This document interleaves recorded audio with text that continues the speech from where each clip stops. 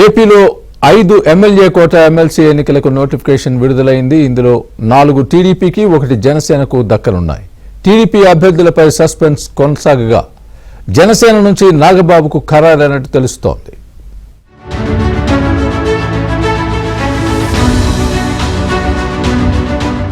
శాసనమండలిలో TDP నుంచి Yanamala Ramakrishnudu, Duvvarapu Ramarao, BT Naidu, Ashok బాబు, జంగా కృష్ణమూర్తి పదవీకాలం పూర్తవుతోంది. ఏపీలో మొత్తం 5 స్థానాలకు ఎమ్మెల్యే కోటా నుంచి ఎమ్మెల్సీ ఎన్నికలకు నోటిఫికేషన్ రిలీజ్ అయింది. ఈ నెల 20న ఒకే రోజు పోలింగ్, కౌంటింగ్ జరుగుతుండగా ఇప్పటికే నామినేషన్ల స్వీకరణ ప్రక్రియ కూడా మొదలైంది. ఈ నెల 10వ తేదీ వరకు నామినేషన్లు స్వీకరించనున్నారు. ఇందులో 1 జనసేన, మిగతా 4 స్థానాల నుంచి తెలుగుదేశం పోటీ చేయనుంది.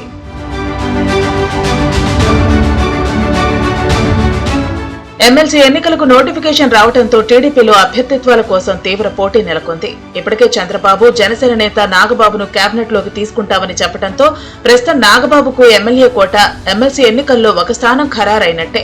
ముందుగానే కేబినెట్ లోకి తీసుకుంటామని చంద్రబాబు ప్రతిపాదించినా ఎమ్మెల్సీగా ఎన్నికైన తర్వాతే తీసుకోవాలని పవన్ కళ్యాణ్ సూచించారు. ఇదే విషయమై సోమవారం చంద్రబాబుతో పవన్ కళ్యాణ్ భేటీ అయి గంటపాటు సుదీర్ఘంగా చర్చించారు. దీంతో ప్రస్తుతం ఉన్న 5 స్థానాల్లో 1 స్థానం జనసేనకు ఇచ్చినట్లుగానే భావించాలి.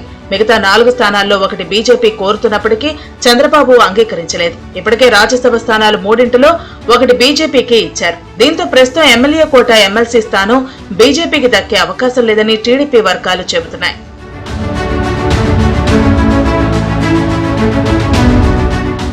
రెండు 2024 ఎన్నికల సమయంలో తెలుగుదేశం పార్టీ బీజేపీకి 10 స్థానాలు, జనసేనకు 21 స్థానాలను ఇచ్చింది. ఈ స్థానాల్లో పోటీ చేయాల్సిన టీడీపీ అభ్యర్థులకు పార్టీ అధికారంలోకి రాగానే తగిన ప్రాధాన్యం ఇస్తామని అప్పట్లో చంద్రబాబు హామీ ఇచ్చారు. మొన్నటి ఎన్నికల్లో టికెట్లు దక్కని 2 నేతలకు ఎమ్మెల్సీ ఇస్తామని చంద్రబాబు బహిరంగంగా ప్రకటించారు. తూర్పుగోదావరి జిల్లా పిఠాపురంలో పవన్ కళ్యాణ్ పోటీ చేయడంతో అక్కడ పోటీ చేసే అవకాశం కోల్పోయిన వర్మ, పెదకూరుపాడులో అవకాశం కోల్పోయిన కొమ్మాలపాటి శ్రీధర్ కు ఎమ్మెల్సీ అవకాశం ఇస్తామని చంద్రబాబు బహిరంగంగానే ప్రకటించారు. ప్రస్తుతం పిఠాపురం నుంచి వర్మకు ఎమ్మెల్సీగా ఎంపిక చేస్తారని అసెంబ్లీ లాబీల్లో విస్తృతంగా ప్రచారం జరుగుతోంది. అందుకు తగ్గట్టుగానే సోమవారం వర్మతో పాటు పలువురు ఎమ్మెల్సీ అభ్యర్థుల ఆశావహులు చంద్రబాబును కలుసుకుని అభ్యర్థనలు చేశారు.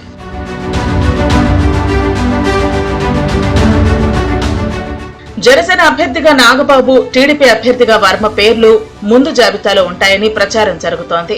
మరోవైపు వంగవీటి రాధా కూడా 2024 ఎన్నికల సమయంలో స్టార్ క్యాంపెయినర్ గా పనిచేశారు.